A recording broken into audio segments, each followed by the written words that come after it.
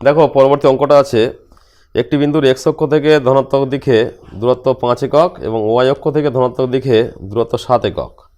বিন্দুটির স্থানাঙ্ক আমাদের লিখতে হবে। তাহলে কী করবে, স্থানাঙ্ক আমাদের গ্রাফ পেপারের উপরে স্থানাঙ্কটা আমাদের নির্ণয় করতে হবে। তাহলে আমাদের গ্রাফ পেপার নেব। আমরা গ্রাফ পেপারে দেখো এখানে একটা বিন্দু, আমরা একটা ছক কাগজ টেনেছি, ছক কাগজের উপরে এক্স অক্ষ নিয়েছি, ওয়াই অক্ষ নিয়েছি।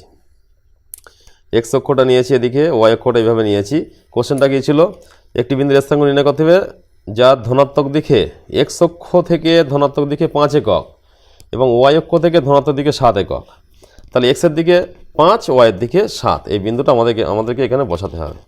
তাহলে এই যে গ্রাফটা আছে এখানে লক্ষ্য করো, তাহলে এক্স অক্ষ থেকে আমরা 5 ঘর যাব, এখানে 1 2 3 4 5, এবং ওয়াই অক্ষর দিকে 7 ঘর যাব। এখান থেকে 1 2 3 4 5 6 7, এখানে বিন্দুটা তাহলে কোথায় অবস্থিত হবে, এখানে অবস্থিত হবে। এখানে যে বিন্দুটা আমরা পয়েন্ট আউট করব, এখানে বিন্দুটা তাহলে কত হবে, এক্সের দিকে 5, ওয়াইয়ের দিকে 7, এখানটার নাম দেব এটা এ বিন্দু। তাহলে এই বিন্দুর স্থানাঙ্ক কত, এই বিন্দুর স্থানাঙ্ক 5 7। তাহলে আমরা একটা গ্রাফ পেপার নিয়েছিলাম, গ্রাফ পেপারে এক্স অক্ষ ওয়াই অক্ষ টেনেছি, টেনে আমরা সেই গ্রাফ পেপারের উপরে এক্স অক্ষর দিকে বলা ছিল 5 ঘর এবং ওয়াই অক্ষর দিকে বলা ছিল 7 ঘর। বিন্দুর স্থানাঙ্ক কোথায় হচ্ছে, এখান থেকে 5 ঘর গুনলাম, 1 2 3 4 5, এবং ওয়াইয়ের দিকে 7 ঘর, 1 2 3 4 5 6 7, এখানে আমরা এই বিন্দু নাম দিয়েছি, এর স্থানাঙ্ক হলো 5 7।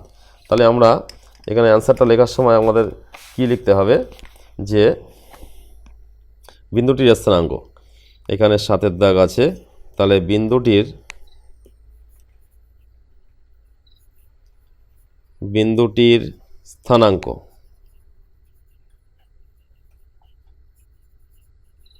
স্থানাঙ্ক ইকুয়ালস টু এ দিয়ে স্থানাঙ্ক কত হবে, তাহলে এক্স অক্ষ 5, ওয়াই অক্ষ দিকে 7, স্থানাঙ্ক হবে 5, 7। এটাই হলো আমাদের বিন্দুটির স্থানাঙ্ক 5 7, কারণ আগেরটা এক্স হয়, পরেরটা ওয়াই হয়। এটাকে বলা হয় ভুজ, এটাকে বলা হয় কোটি।